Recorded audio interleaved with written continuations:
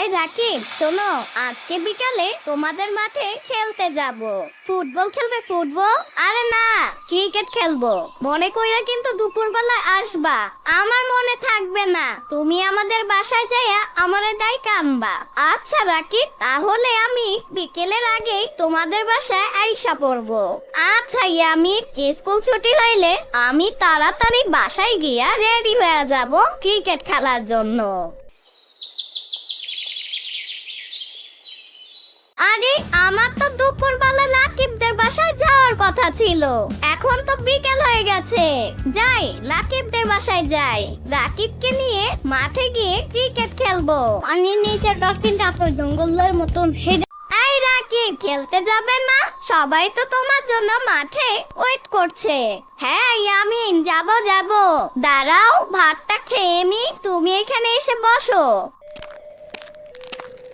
এই রাকিব, তুমি এত ভাত খাচ্ছো? আরে না ইয়ামি, মা একটু বেশি ভাত দিয়ে ফেলেছে। ও মা, তুমি তো আমাকে ভাত বেশি দিয়ে ফেলেছো, কিছুটা ভাত কমিয়ে নাও তো, এত ভাত আমি খাবো না। কি হয়েছে? যে খাবারগুলো খাবে না সেগুলো পাতে রেখে দাও। হ্যাঁ আমি আজকে তোমাদের বাসায় কি রান্না করেছে তোমার মা? মাংস, গরুর মাংস। আরে আমি আজকে তো তাহলে তোমাদের বাসায় আমাদের দাওয়াত, রাতের বেলা তোমাদের বাসায় দাওয়াত খেতে যাব।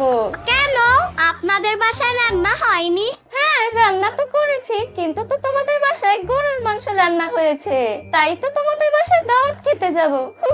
রাকিব এত ভাত খেয়ে নিল, ওরা যদি রাতে আমাদের বাসায় খাবার খেতে যায় তাহলে তো আমাদের সবার খাবার একাই রাকিব খেয়ে ফেলবে। হ্যাঁ মা, ইয়ামিনদের বাসায় যাব। কি যাব? না আন্টি, আমি তো মিথ্যে কথা বলেছি। বাবা তো বাজার থেকে পচা মাছ নিয়ে এসেছে। আমি এখন যাই, সবাই আমাকে খেলতে খুঁজছে। রাকিব তুই চলে আসি।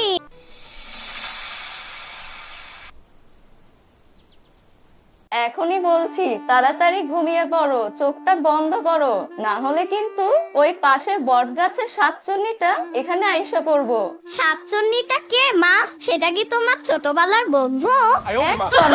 শাকচুন্নি কেন আমার বন্ধু হবে? শাকচুন্নিটা হলো একটা বড় ভূত, ওই যে বড় বট গাছ, সেই গাছটায় থাকে।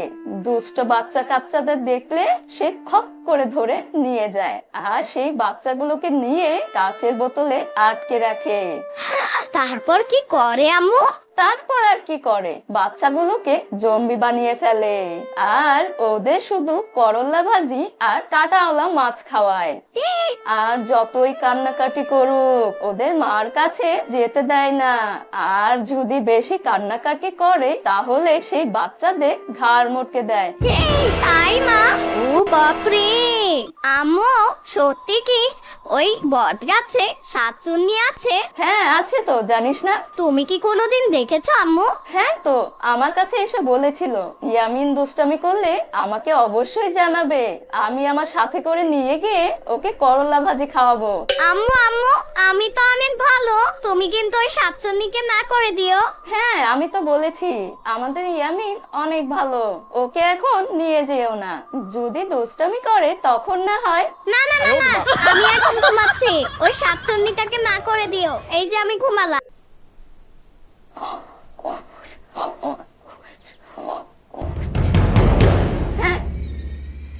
আম্মু, ও আম্মু, আমার সাথে একটু চলো না। কোথায় যাবো এত রাতে?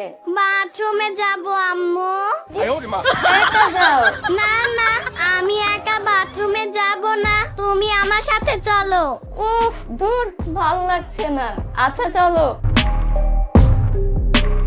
আম্মু, দাঁড়িয়ে আছো তো? হ্যাঁ দাঁড়িয়ে আছি।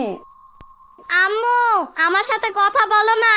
বলতেছি আমি দাঁড়ায় আছি, তাড়াতাড়ি আয়, তাড়াতাড়ি যদি বাথরুম না করিস আমি এখনই চলে যাবো। কিরে, আমাকে ডাকলি নাকি? ও